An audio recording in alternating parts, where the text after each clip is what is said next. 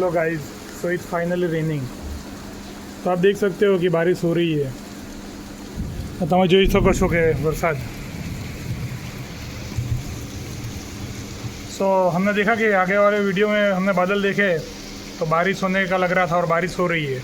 So we have seen that in previous video that we have watched clouds, dark clouds, and right now it's sounds of thunder and rain happening right now.